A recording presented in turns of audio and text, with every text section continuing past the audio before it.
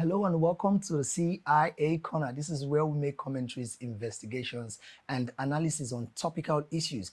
My name is Obed Jerry, and you can also be a part of the show. If you're yet to subscribe, I don't know what you're waiting for.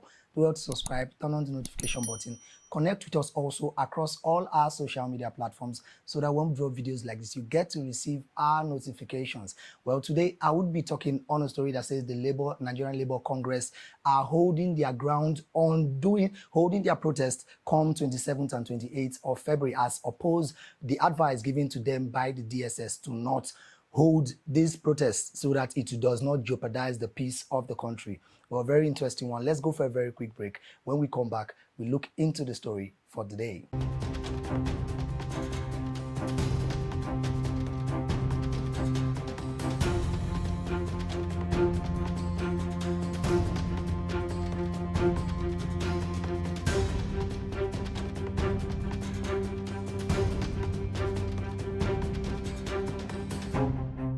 Welcome back from that very quick break. Yes, you know how things have gone very hard in the country, the hardship level, the inflation, the removal of subsidy, and how it has had a very detrimental effect on us Nigerians. Well, the Nigerian Labour Congress, being a concerned union of the country, they came out through their president in a meeting in Abuja on Friday by Joe Ajero. He said after giving the federal government an ultimatum of 14 days that would elapse, I think, on 22nd tonight, that they would embark on a protest on 27th and 28th of February, that the federal government should look into the hardship level and the insecurity level, these two issues that are hitting hard on Nigerians.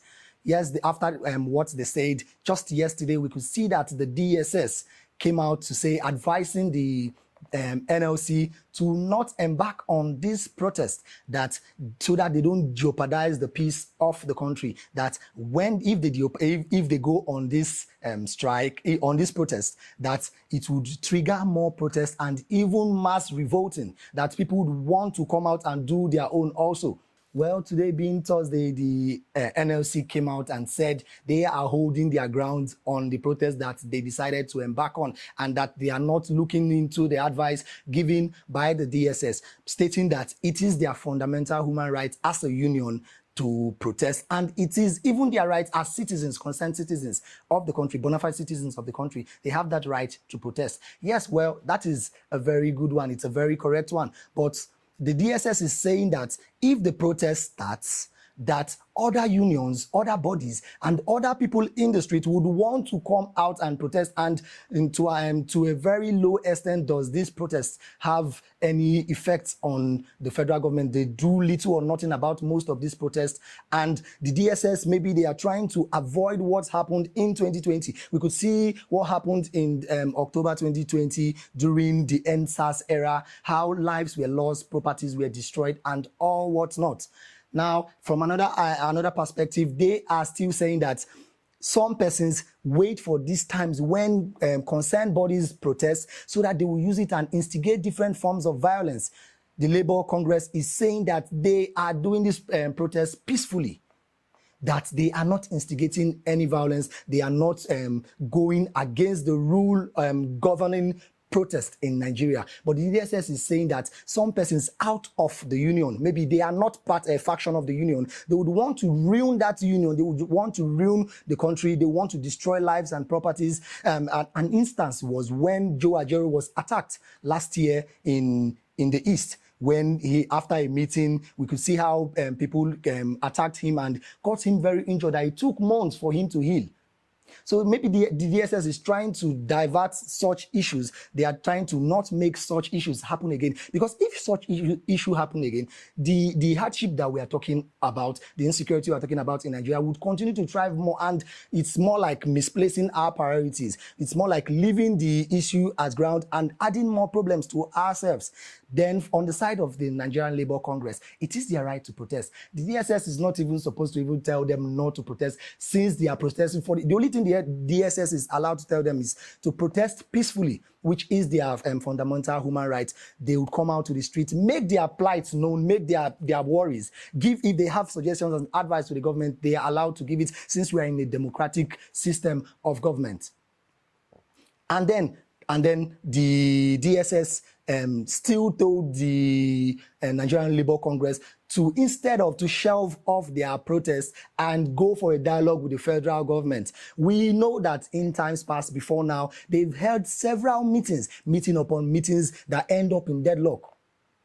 How sure are we that, okay, if they postpone this, if they cancel this protest that they have at hand and go for a dialogue with the federal government, that it would yield any fruit? We've seen times past when they spent days, weeks, and months discussing with the federal government. Like someone rightly said, that during when the Labour Congress was very active, it was during the Oshomole's era. But since then, things have not been going, because now if they say they want to go for a protest, they would maybe, after different turns or different meetings, different locked-in meeting, they would then say they postpone it or they cancel it. And it seems like the federal government is not giving them listening ears as they ought to, because they are a union covering a whole lot of organizations.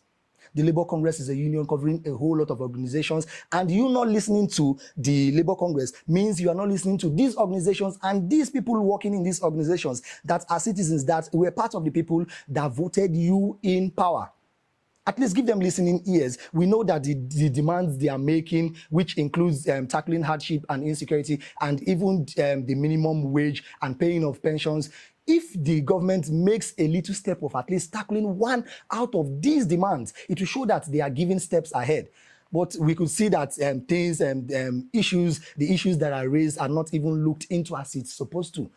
So this is one of the reasons why the Labour Congress, after clamoring for what they want, their list, they're making their bucket list, and they now come out to the street, say, okay, after this ultimatum, giving the federal government a deadline to meet up to these demands, the federal government's not meeting up to this demand, that they would embark on the strike. The DSS now begged the Labour Congress to have a dialogue with the federal government. The DSS should also talk to the federal government to call on the Labour Congress. The Labour Congress president is always available. Joe Ajero is always available for a dialogue, for a talk that would yield fruits.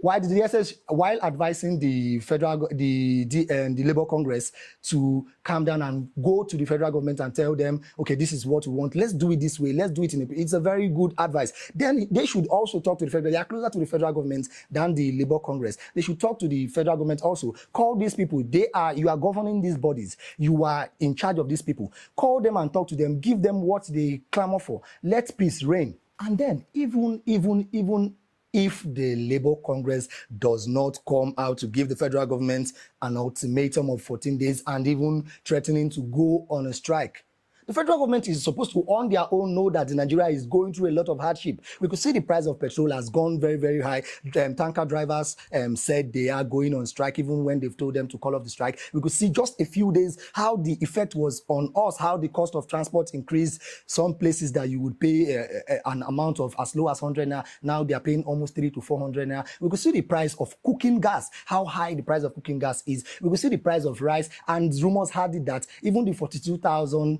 metric tons of grains that the federal government promised to share to Nigerians, that it is not going around. No persons, how many persons, if you go around the environment, no one person will come out to testify that they've received it.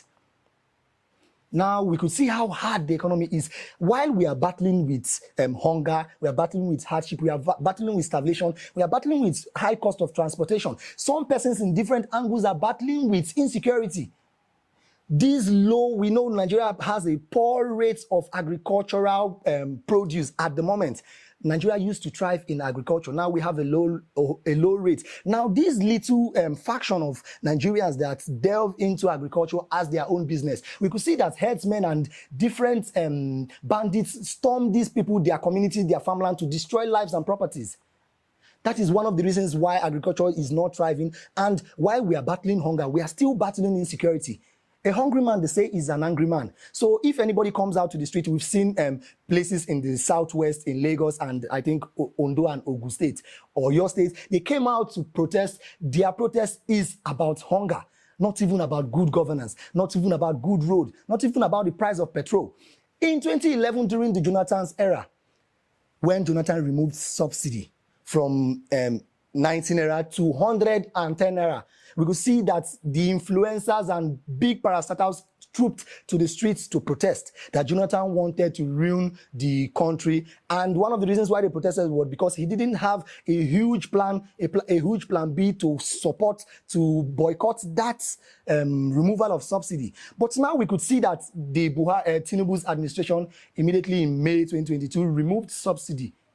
In May 2023, removed subsidy, and until now, up until now, that petrol is driving to around 700, 800, even some places say as high as 900. Nobody has come into the street to protest the removal of subsidy, because now we now see how the government has been helping us to subsidize the price of petrol to the detriment of the growth of the economy. Now, people in the streets are not coming to lament that, why did you remove petrol? Why did you do this one? Why do we have bad governance? Why do you have bad road? They are just clamoring for normal basic needs, the price of food. They just want to eat.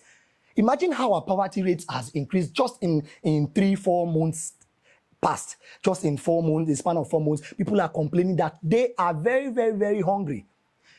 The amount that could feed a family of 3 to feed them fully for 3 square meal every day for 1 week doesn't even complete it, doesn't even feed them for 3 good days. We could see the price of bread that used to be around 200 naira is driving around 700, 800 naira. The price of rice that used to be local rice that used to be around 100 naira is around 250, 300, even as high as 400 naira. So even if the government doesn't want to listen to the Labour Congress, doesn't want to listen to the plights of the Labour Congress, listen to the people that voted you in power. Listen to see how hunger is making people do what they are not supposed to do. If there is job opportunities, if there is food, if there is things to keep these people busy, I doubt if the security level will go so high.